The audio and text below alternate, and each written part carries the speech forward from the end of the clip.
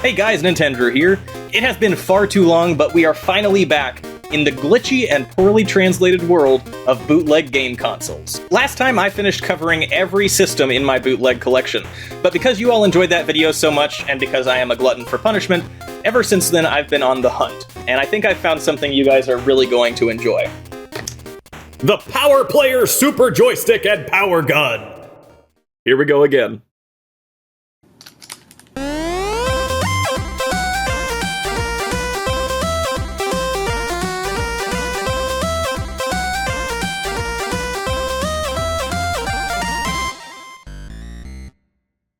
Alright, just before we get started, I've got to let you all know about today's sponsor, and genuinely one of my new favorite Switch games. Ninjala! Ninjala is a frantic multiplayer brawler exclusively for the Nintendo Switch. It's free to download, and check this out, you don't even need a Nintendo Switch Online membership to play.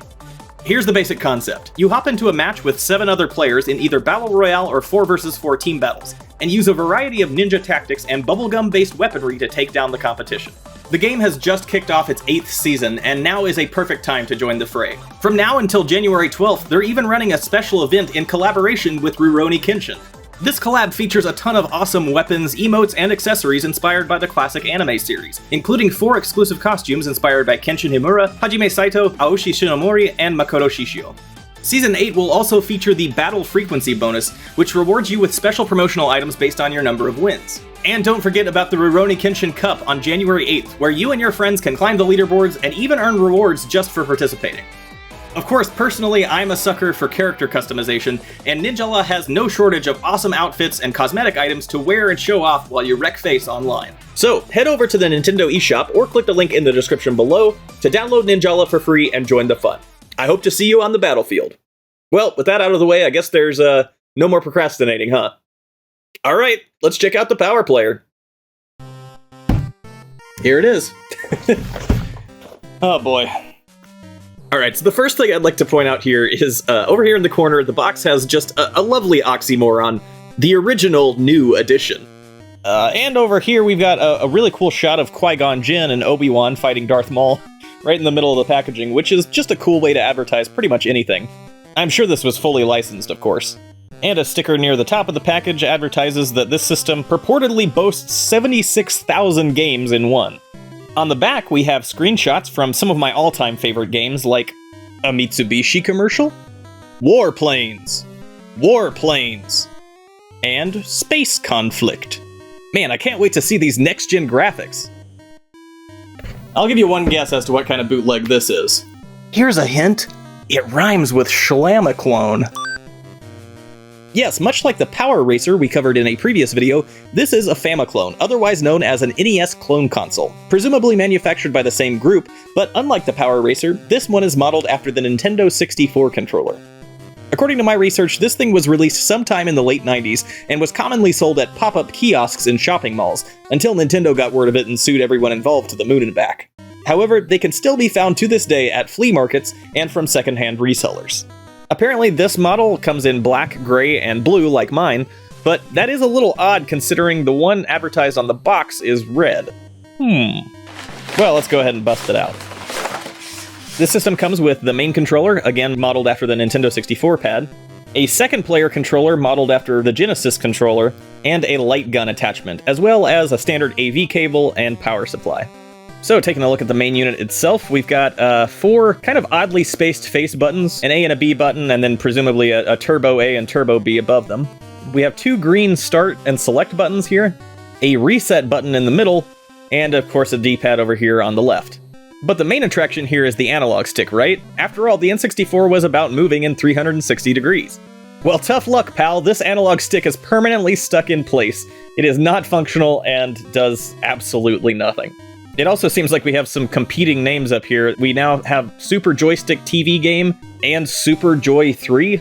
So if you're keeping track here, depending on what you look at, this thing could be called the Power Player, the Super Joystick and Power Gun, the Super Joystick TV Game, or the Super Joy 3. I feel like this system might be due for some soul searching. You know, get out in the world and figure out what it's really about. Because right now it seems pretty confused to me.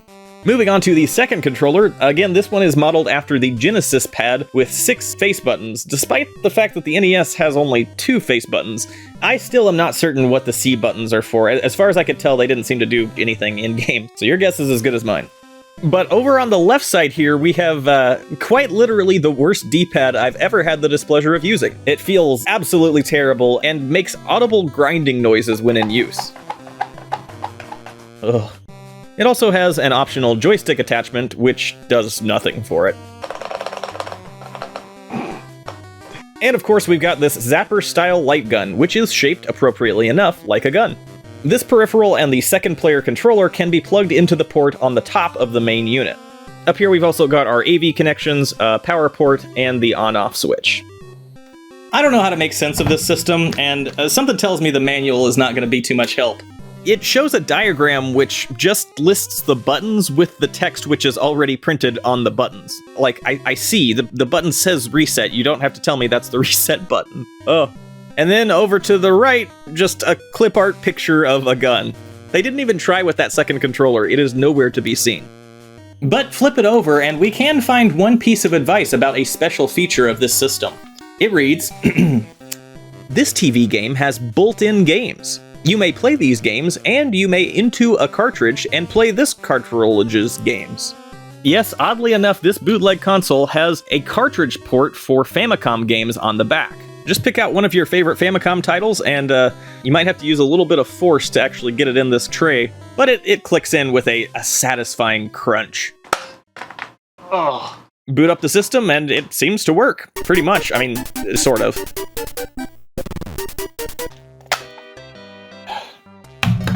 Okay, look at this. I literally just took this thing out of the console, and it actually left blue plastic on my cartridge. Thanks a lot, Power Player. Now, above the cartridge slot, we also have this thing here. This is not a memory pack like it was on the 64. This is actually a portable battery pack. So you can use AA batteries to power this thing instead of plugging it into the wall if you want to, I guess. But in my case, this battery pack is absolutely covered in corrosion from leaked battery acid, so I think we'll stick with good old AC power for now. Okay, so now let's go ahead and start it up and check out these bolt-in games. Alright, the first thing I'd like to point out here is anytime the system is on and running, there is this constant low droning hum that just persists through everything. Here, just take a listen. For your sanity going forward, I'll go ahead and edit that out. Ah, much better. So it looks like we have plenty of titles to go through. I found out that in these menus, the select button is to jump forward a page, and if you want to jump back a page, you'll want to use the lower B button. So again, that's the select button to go forward and B to go back a page. Makes sense. So it seems like you've got your basic Famiclone standbys here. We got like Super Mario Bros., Duck Hunt, Pac-Man, Contra, Galaga, etc. But in this case, it looks like they've added a random 3-letter suffix to each title, presumably so that if somebody was trying to market this to someone in person, they could claim that they're different games and just, scroll through the pages real quick and hope they didn't notice. Sneaky, sneaky. If you haven't guessed already, this system absolutely does not have 76,000 games. That would be completely absurd, but we're gonna have to play a little bit more to actually see how many unique titles we have. Let's go ahead and start with a good benchmark, an old standby, Super Mario Bros. So the gameplay is decently functional, but it's definitely not the greatest NES sound emulation. If you've played Super Mario Bros. Before, you should be able to tell everything's just a little off. Looking through the rest of the list here, it seems like it's mostly a combination of some classic NES titles, but mostly a lot of Famicom games. Contra seems to run pretty much as well as you would expect. Here under Night, we have a Famicom title called Iki, which is just sort of like a top-down action game. Now, when we get to Soccer is a classic NES title. The copyright does seem a little bit off. With that BBG, it's almost like they thought they needed to change it and just mashed the keyboard. At number 4, we have something listed as King of Fighter, which is actually Yi Ar Kung Fu, or 1-2 Kung Fu. It's a Famicom fighting game, and interestingly enough, here's some video game trivia for you. This game has been credited for influencing modern fighting games and even introducing health meters to the genre. So it seems like the makers of the Power Player might have been banking on Americans having not played too many Japanese titles and used some more obscure Famicom titles to fill out this list. Number 5 is listed as Tekken. I'm curious as to what this is.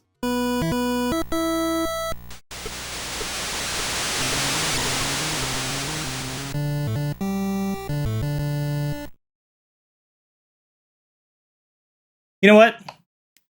Fair enough. This is just a mislabeled copy of the NES title Karateka. Let's see, we've got WWF. This is just Muscle for the NES, a wrestling game based on Kinnikuman, which is a Japanese manga, better known in the States as Ultimate Muscle. And then we get down to Tetris 2. Now, this is just the Tengen version of Tetris with a stripped-down title screen.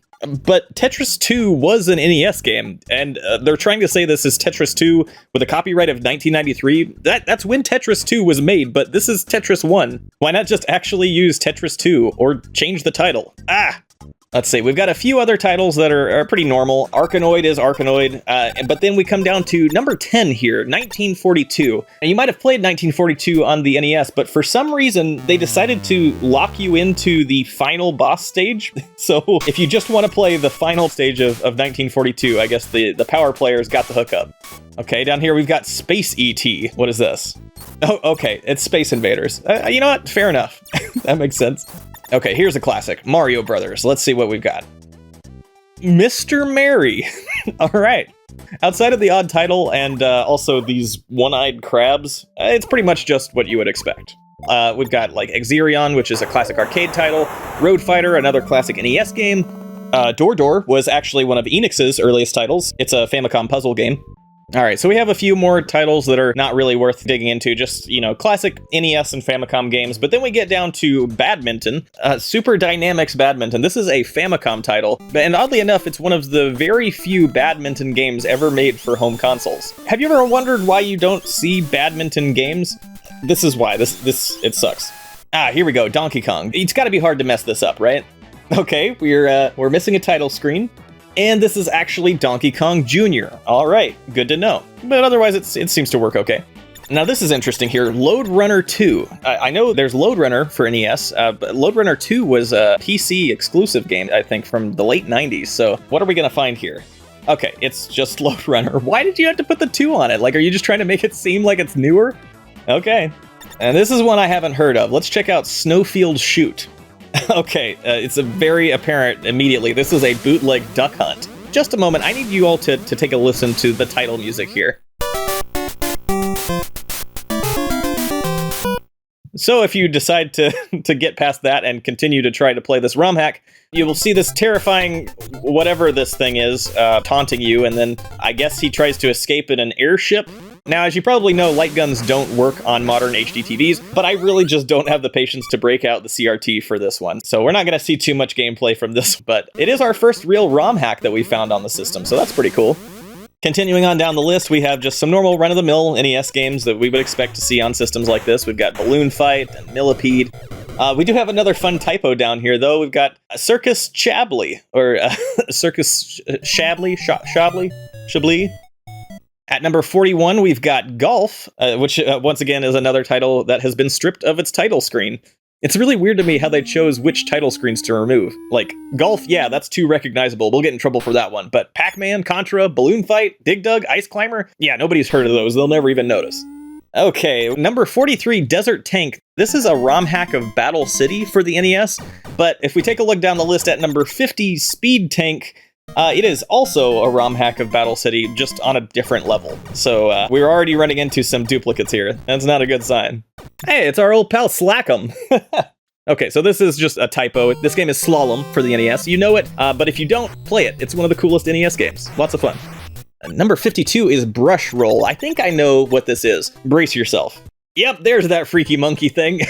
This is a homebrew version of the arcade title Make Tracks, which itself you can think of as a weird combination of like Pac-Man and Splatoon. This is an independently made, unlicensed homebrew version of that game, commonly found on these sort of bootleg systems. Ooh, number 55 here is Warp Man. This is actually one of my favorite Famicom titles. This is a cute little game by Namco. The gameplay is kind of similar to Bomberman, but my favorite part is these ridiculous-looking alien enemies. Look at them. They look so stupid. It's great.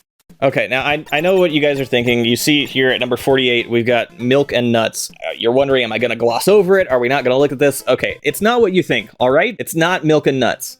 It's Nuts and Milk. This is a Famicom title by Hudson Soft, and oddly enough, this was the first third-party title to be ported to any Nintendo platform. It is a classic Famicom title and just a fun little puzzle game, so Get your mind out of the gutter. Here's number 56, Mice Love Cat, which, if you're familiar with this sort of thing, is bootleg speak for Mappy. Mappy is another early arcade game by Namco. It's a side-scrolling action platformer where you play as this little mouse cop and have to retrieve stolen goods from a bunch of burglar cats. At number 58, we've got Calculator. That's interesting. Have they made like a productivity app for this thing? It sure looks like Donkey Kong Jr. Math to me. They just labeled it Calculator. All right. Number 59 is Clay Shooting, but this is just the clay shooting minigame from Duck Hunt, so it's not even a full game. We've already had Duck Hunt on this list, so it's pretty bad that we're already running into these blatant duplicates. Let's try number 60, Toy Story. Oh boy, it's Circus Charlie again. Again, not looking good for duplicates here. That 76,000 is getting smaller and smaller by the minute. Okay, we've got a couple more just normal NES games here. We've got tennis and pinball, Lunar Pool. But then at number 64, we have Monkey, which is a nightmare version of Donkey Kong Jr. Little DK has been replaced by a green amorphous blob. Daddy DK up here is a pink blob, and everything is just messed up, for lack of a better phrase.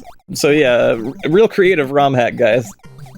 Okay, so it seems like we're pretty much nearing the end of our actual unique playable titles. There are a few more titles out here, like we got Burger Time, Excite Bike, Urban Champion, Devil World, a great Famicom title, of course Bomberman.